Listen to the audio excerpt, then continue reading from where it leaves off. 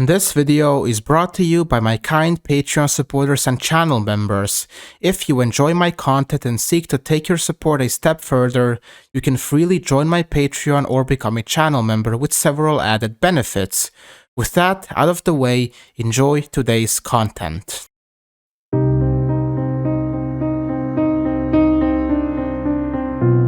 Islam. What is the first thing that comes to the mind of your average right-wing European and American when they hear this word? Terrorism, violence, extremism, a plot to destroy the Western world, and so on.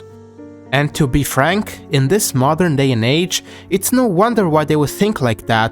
The numerous terror attacks happening across the West, the great refugee and immigration crisis in Europe, with immigrants committing horrendous crimes against the European population, the rise of religious extremist groups like ISIS and Daesh. So what is the one thing all these people have in common? Well, it is their religion. They all believe in the Islamic faith, and so this must mean that it is the religion that is causing all of this pain and suffering, that Islam is this great evil humanity needs to get rid of and to save Western civilization. This is the doctrine adopted by the vast majority of European far-right movements and parties, because in the end, it is much easier to blame the religion for everything. I myself am an ethnic European Muslim. I grew up on this beautiful continent and embraced the European way of life, and while growing up, I never really felt that I truly belonged because of my religion, that it is Islam from stopping me from becoming a true European. Now today, I have gotten over that, and I am proud to both call myself a Muslim and a European. But it is because of all these stories and far-right propaganda that made me feel alien in the first place, and I am pretty sure that I am not the only one who had that phase. So today, I present to you one simple question. Is it really Islam, the religion itself, that is causing all the unrest in the world and being a threat to Western civilization? Or is it really just a scapegoat, being used to rally the people for a great last crusade against the uncivilized barbarians?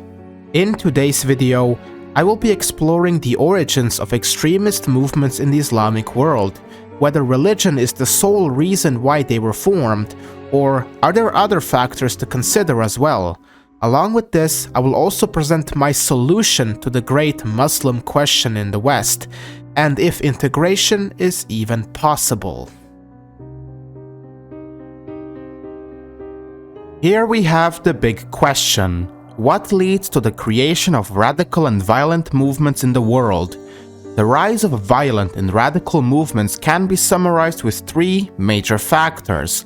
Number 1, political repression, turmoil and instability. Number 2, suffering and a traumatized population.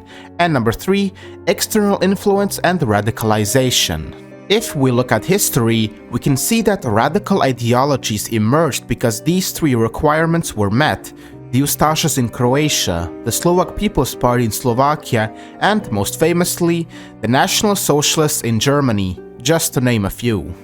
Like a fire that requires air and fuel, all three of the aforementioned elements are vital ingredients in the creation of radical and violent movements, and it's very easy to see how each of these factors has been involved in the recent history of the Middle East. Of all places in the Muslim world, this region suffered under the most abusive of dictatorships in the late 20th century and early 21st century. After decades of oppressive regimes and Western sanctions, the situation went from bad to worse with the 2003 invasion of Iraq, which had catastrophic consequences for the region. Some estimates state that the number of Iraqis killed from 2003 to 2006 was around 700,000. After the invasion and the fall of Saddam's regime, a large power vacuum was opened in Iraq. The new government succeeded in alienating a wide range of groups through its brutal persecution of opponents. A report in August 2014 stated that many leading generals in ISIS were former military officers of Saddam Hussein's regime. Now here's a little riddle for you. Why would former secularist Ba'athist military officers join a fanatical religious movement? Did they suddenly experience a spiritual awakening overnight? Or is it far more likely that opportunistic, power-hungry individuals were eager to do anything to get back into power and therefore joined forces with ISIS to fight the government? Criminals, soldiers, fanatics, and rebels came together, and this local unholy alliance led to the formation of the modern terrorist group known as ISIS. The ideological rhetoric provided a means for global outreach and a platform to summon recruits worldwide. In the West, the individuals who left to join ISIS were lured by rhetoric of an existential conflict between Islam and the West. And the most ironic thing is, political parties and movements in the West who claim they want to quote-unquote stop and fight Islam and Muslims to save Western civilization are unknowingly playing right into the hands of these radical movements. And how exactly are they doing that? As I previously mentioned, ISIS and other radical organizations love to exploit the thought of a conflict between Islam and the West, and by using this as their platform, they are able to draw in volunteers from all around the world and grow their presence more and more. They know this very well, and that is why they brand themselves as this religious Islamic movement, because it will attract more people to their cause. We are all aware of the terrible terror attacks that took place in recent years. The 2015 Paris terror attacks, the 2019 Sri Lanka Easter bombings, the 2005 London bombings, just to name a few. But these attacks also raise an interesting question. If we look at radical movements in history, we will see that they will go after politicians, government buildings, and world leaders, because these attacks actually have an enormous impact on the political stability of a nation and will undoubtedly help their cause.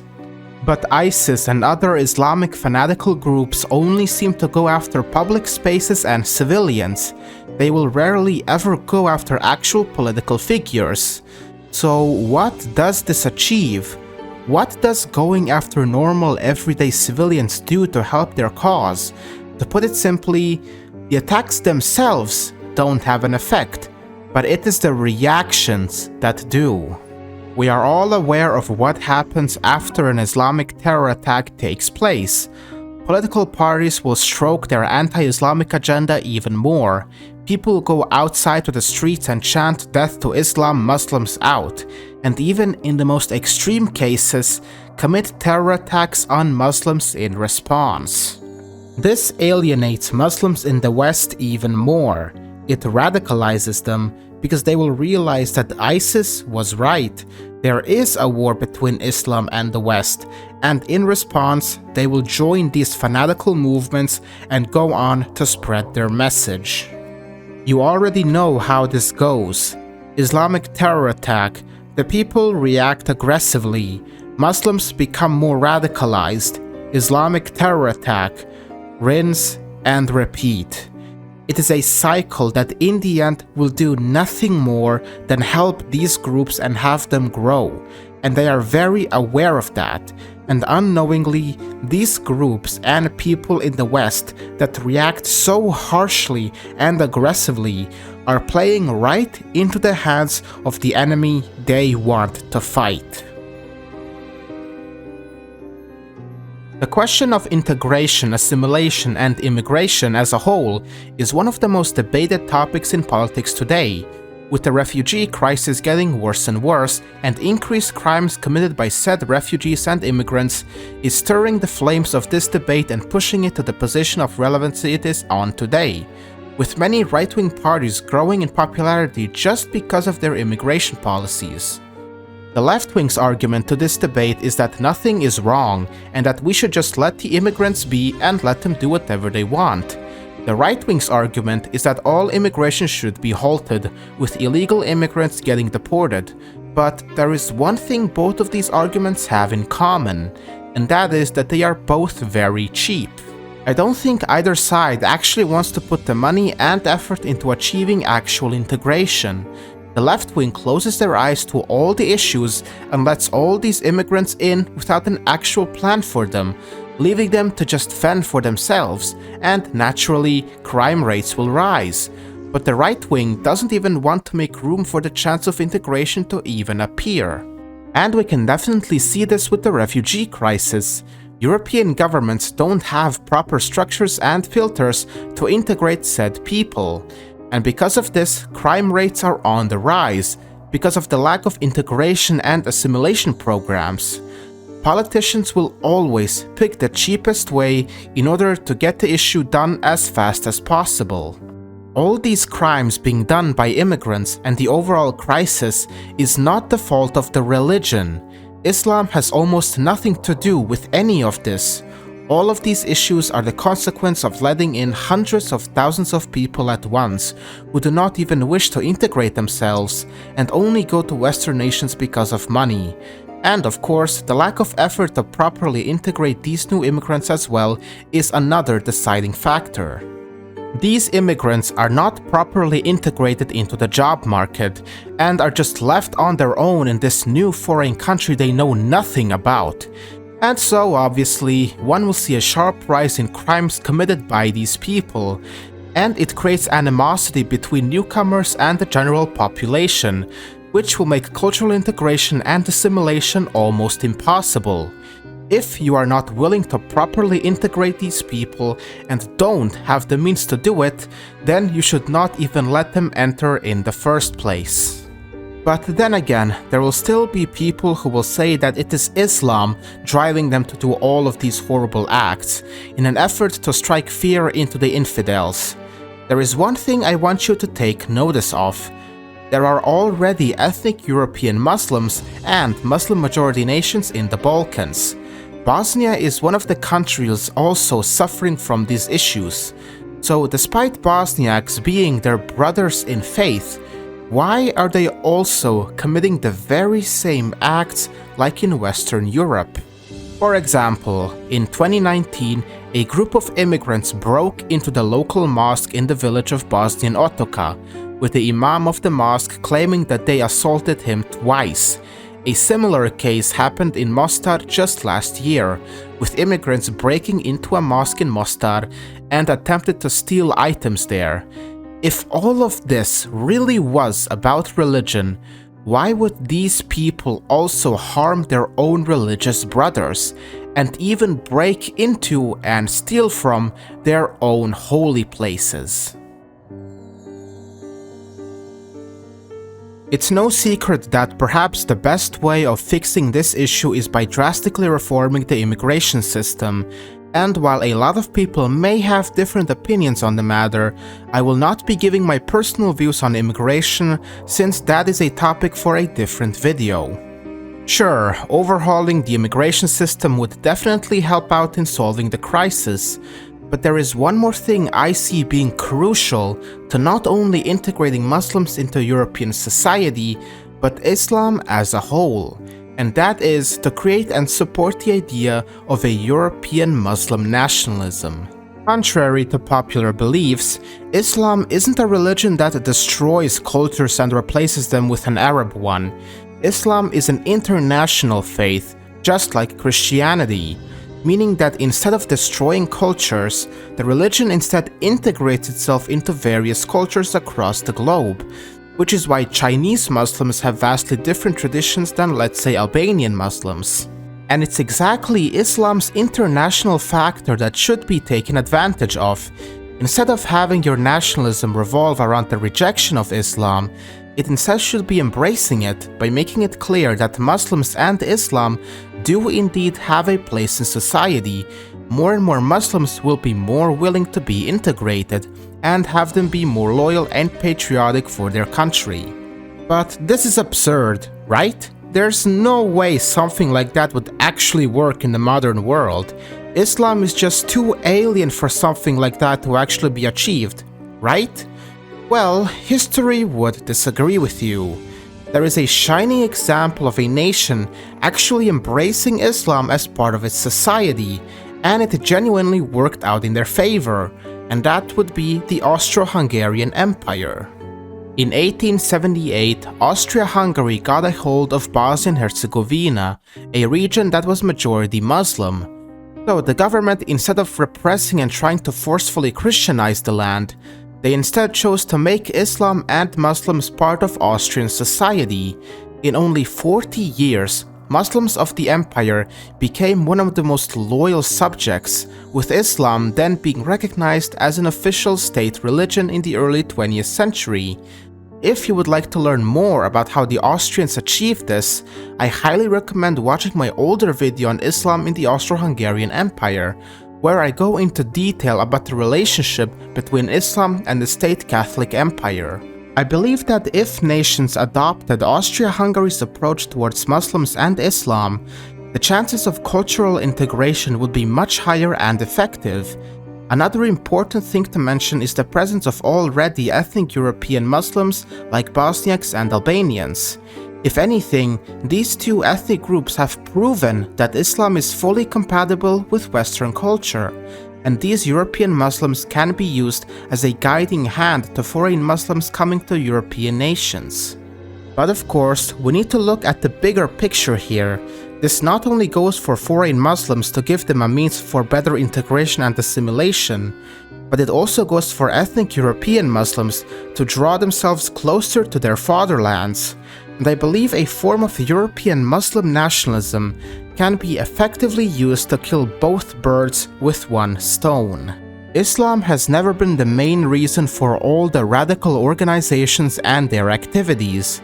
Rather, they emerged as a consequence of political instability in the Middle East and other parts of the world, and these groups then adopted this ideology in order to have an international factor for their struggle and to draw in more people to fight for them. Radicals and terrorists tend to be socially isolated, often radicalized through the internet, disengaged from their local Muslim community, and they also lack basic knowledge of the Islamic faith. An MI5 research document was conducted by The Guardian, which explored the modus of these radicals, and they would note, quote, "Far from being religious zealots, a large number of those involved in terrorism do not practice their faith regularly. Many lack religious literacy and could actually be regarded as religious novices. Very few have been brought up in strongly religious households, and there is a higher than average proportion of converts. Some are involved in drug taking, drinking alcohol, and visiting prostitutes. MI5 says there is evidence that a well-established religious identity actually protects against violent radicalization." End quote. And the refugee crisis did not make anything better, with illegal immigrants entering Europe and committing all of these crimes. But in the end, the blame is shifted onto the religion, that if Europe gets rid of Islam, all of these issues will stop. But just like immigration, this is but a cheap trick. Saying that the religion is at fault is much easier than going into the details on why these things are happening. This has been a topic that I wanted to speak about for a while now, and I am glad that I could finally get everything off my chest. As a devout Muslim myself, I am proud to be part of this beautiful continent and all the nations that reside in it. I will not let the legacy of my ancestors and of all other Muslims throughout history go to ruin and be dragged through the mud just because they belong to a different religion.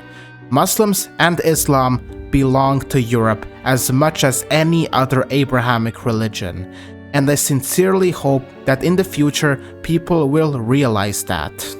As we are here fighting amongst ourselves, there is an enemy that seeks to destroy both of us: socialism, liberalism, and secularism. They want nothing more than see both Christianity and Islam wiped out from this world. And while the both of us are in conflict, they are slithering around like snakes, waiting for the moment to strike. It's time for both of us, Christians and Muslims, to unite as Abrahamic brothers and face this threat together, because united we are stronger. The liberalization and secularization of Europe will harm both religions and the followers. Just like we have fought together side by side as brothers in arms in the 20th century, we can do that today as well.